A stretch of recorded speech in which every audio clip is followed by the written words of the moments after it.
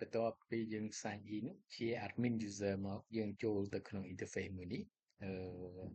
បើយើងមាន user ជា admin យើងបើកមកយើងនឹងចូលក្នុង interface មួយនេះបន្ទាប់មកយើងត្រូវចុចលើ admin ហើយចូលលើ user account បន្ទាប់មកយើង promote user ទៅជា developer ចុចលើ dev នេះហើយយើងអាច promote មកឧទាហរណ៍ promote user នេះទៅជា developer អញ្ចឹងទៅយើងចុច check លើវា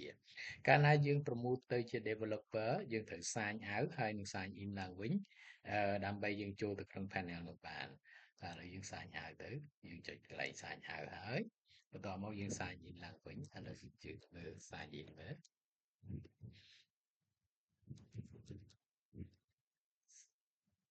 អូខេឥឡូវ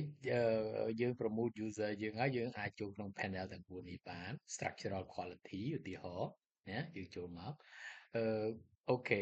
ជាសំខាន់គឺត្រូវមានបន្ទុក50នៅក្នុង structural quality ទាំងមូលហ្នឹងនៅក្នុង questionnaire ទាំងមូលហ្នឹងបន្ទុកសរុបវា50បើឃើញថាខុសពី50គឺវាមានខុសកន្លែងណាមួយហើយយើងមើលនៅក្នុងនៅក្នុង sector មួយនេះក្នុងនេះគឺទី1ឧបករណ៍សារព័ន្ធនេះបន្ទុកវា14ទី2គោលការណ៍ណែនាំអប់រំបន្ទុកវា2ប្រព័ន្ធព័ត៌មានសុខាភិបាលបន្ទុកវា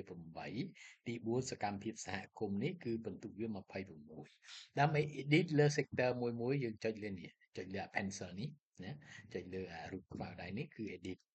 យើងឃើញទេយើងអាច edit នេះយើងអាចកែពាក្យយើងអាចអីទៅយើងចុច save មកណាក្នុងនេះក៏ដោយបើគេមាន time point ឬពាក្យខុសអីយើងអាចសរសេរហើយយើងចុច save នេះមក save មកអូខេ record update អញ្ចឹងទៅឥឡូវត្រឡប់ក្រោយវិញក្នុង clear មួយនេះយើងអាច edit បានដូចគ្នាយើង edit នេះ edit មកឧទាហរណ៍ថាមានឧបករណ៍ដែលអាចដំណើរការបានអញ្ចឹងបើគេកែពាក្យនេះយើងចុចលើយើងអាច edit វាណាមានឧបករណ៍ដែលអាចដំណើរការបានអញ្ចឹងទៅឃើញទេយើងអាច edit បានអានេះការណែនាំអានេះ code របស់វាណាយើង edit ហើយយើង update អញ្ចឹងមកអានេះវាស្មុគស្មាញបន្តិចវាមាន update វាមានបង្កើតថ្មីអូខេអានេះ element នៅក្រោមវាទៀតណាយើងអាច update ដូចគ្នាហើយយើងត្រឡប់មកវិញមកណាហើយបើសិនជា check យើងចុចលើនេះយើងឃើញ check មានប្រមាណនេះមាន10 check ណា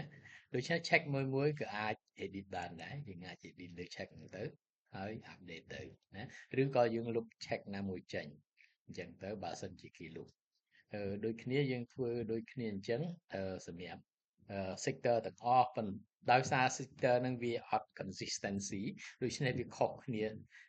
នាពី sector មួយទៅ sector មួយអាហ្នឹងហើយជាផលវិបាកថ្ងៃក្រោយយើងកុំធ្វើអញ្ចឹងយើងធ្វើឲ្យវា consistent ទៅវាងាយស្រួលគ្រប់គ្រងងាយស្រួល manage ជាង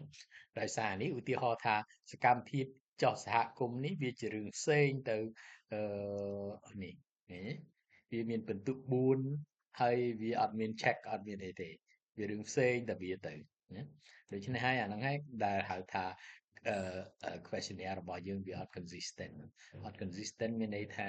ពី chapter 1ទៅ chapter 1វាអត់មានកណ្ដងដូចគ្នាធ្វើឲ្យយើងពិបាកក្នុងការគ្រប់គ្រងហើយពិបាកក្នុងការ manage ទិន្នន័យណា